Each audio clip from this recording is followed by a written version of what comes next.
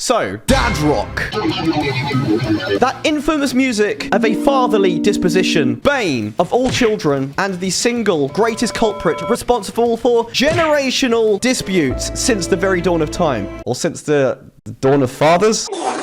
I guess, like, dad rock isn't really, like, a specific genre. It's a little bit abstract. It's an interesting concept because the idea of what dad rock is sort of changes over time, right? People who are around my age and maybe a bit older and a bit younger, you know, dad rock is going to be your AC/DCs, your Led Zeppelins and Black Sabbath and like the 80s sort of stuff. But what's funny, life passes by quickly, but in our head, everything just sort of like stays the same or like, you know, progresses very slowly. This is why people sort of end up listening to the same music, you know, forever, like they did when they were kids or teenagers. It's all like the happy place, right? That they just sort of like stay. So I would say probably at least 50 to 60% of what I listen to is just the same stuff as what I listened to when I was a teenager or in my early 20s. My sort of like defining memory of like dad rock. Who remembers these sort of CDs that you would buy? So there's this shop called Asda, right? Which is like the Walmart equivalent in the UK. They would sell these like dad rock CDs and yeah, it's always like these, now that's what I call dad rock. So look at this one, Dad Rocks. Well, that's from 2008. In your head is this sort of like old classic rock stuff like Led Zeppelin and Metallica and stuff. Is this still dad rock to you? When I was younger, dad rock was all of this sort of like 70s and 80s classic rock. So we would call it classic rock back then. But I suppose like classic rock and dad rock are kind of one of the same now. And what's interesting, I still hear many people my age still referencing this same old 70s and 80s classic hard rock as dad rock. As though like time has stood still, you know, and it's still 2008.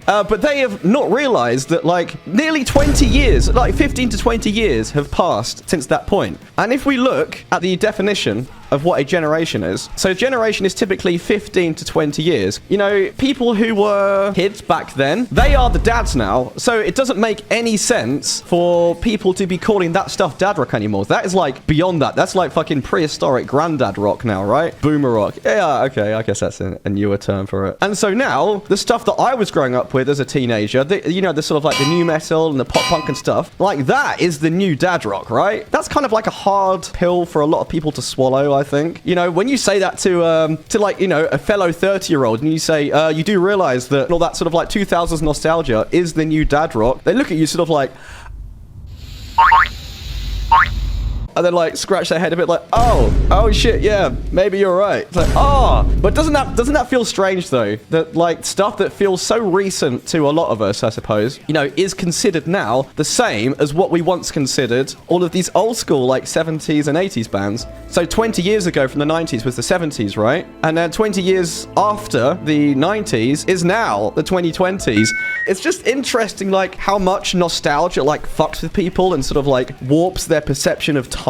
And now if you look up like fucking dad rock playlists, Spotify, look, 2000s dad rock mix. You got Evanescence, Nickelback, Linkin Park, Papa Roach. This is the new fucking classic dad rock. Like, whether you like it or not. Look, you got fucking New School Testament in here. You've got Backcountry, Avenged Sevenfold, Slipknot. You got Holy Diver by Killswitch. You know, this is like, you know, the average music taste, I guess, of an alternative person who's around my age, right? And so, you know, it's a hard to swallow pill, but it makes sense. And this is why you see all of this 2000s nostalgia stuff like everywhere. It's fucking right. Millennial nostalgia is like one of the fucking biggest cash grabs on the planet, I swear. Like, there is so much money in millennial nostalgia now. It's absolutely absurd. That's why we get these sort of festivals now. So like, you know, back in the day, you had like Woodstock and Monsters of Rock and all that sort of bullshit. So now you have like this sort of thing, like when we were young. You know, you've got MCR, Fall Out Boy, My Chemical Romance is the new queen. And just think, one day, in about 10 to 15 years time, my friends, this will be dad rock. This will be on your dad rock compilation CDs. Maybe vinyls, I suppose. Vinyls are still cool, right? You know, you're going to have Polyphia. You're going to have, I don't know, like Periphery. You're going to have Chon. All of these sort of like, you know, Gen Z bands. These are going to be dad rock eventually. And that's an even weirder, funnier thought. Imagine that. Imagine like your 40-year-old self in the future. It's like, you know, driving with your kid in the car and sticking on your, you know, your Bluetooth Spotify playlist. playlist and like Polyphia playing God comes on, like, oh, this was a bloody smash it banger when this came out back in the day. You don't know what good music is anymore if it fucking slaps you around the back of the bloody head. And then the kid's gonna be sitting there listening to, I don't know, VR neural link music fed directly into their brain or something, you know, or whatever music is by that point. Get this fucking prehistoric granddad shit off the speakers. Fuck off. Yeah, and Sleep Token. Imagine, like, Sleep Token will one day be dad rock. That's a very, very, very funny thought. I'm not really sure that's a future I want to be a part of. I kind of hope I'm gone by then, but